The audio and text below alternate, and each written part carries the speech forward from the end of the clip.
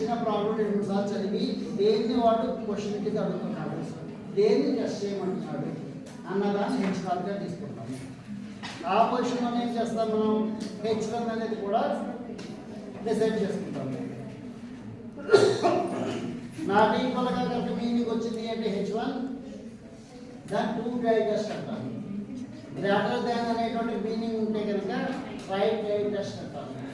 Less than అనే meaning ఉంటే కనుక రైట్ డ్రై టెస్ట్ అంటాము. లెస్ దాన్ అంటే లెఫ్ట్ హ్యాండ్ అంటాము, గ్రేటర్ దాన్ అంటే రైట్ హ్యాండ్ అంటాము, నాట్ ఈక్వల్ అంటే 2 డ్రై అంటాము.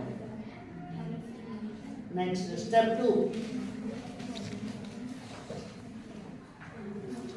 Level of significance.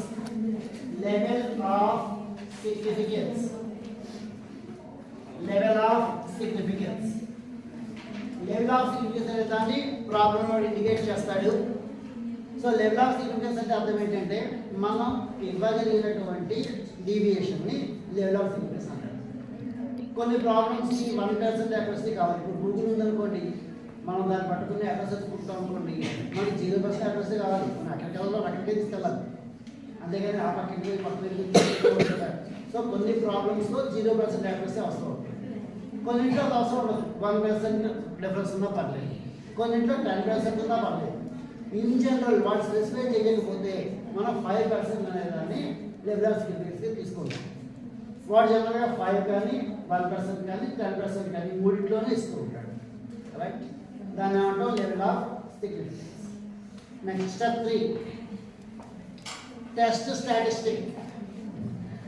Step 3, test statistic. So test statistic అంటే ఏంటంటే దిస్ ఇస్ ద ఫార్ములా అన్నమాట. ఫార్ములా దేని బట్టి రాస్తాం మనం, గివెన్ డేటా బట్టి. వాడు ఏంటి డేటా ఇచ్చాడో దాని అనుగుణంగా కూడా ఫార్ములా రాసుకుంటాం. అంటే డేటాలో ఏంటి ఇవ్వచ్చు, మీన్ వాల్యూ ఇవ్వచ్చు, స్టాండర్డ్ డీవియేషన్ ఇవ్వచ్చు, లేదా ప్రాబబిలిటీస్ ఇవ్వచ్చు, లేదా ఇంకోటి ఇవ్వచ్చు.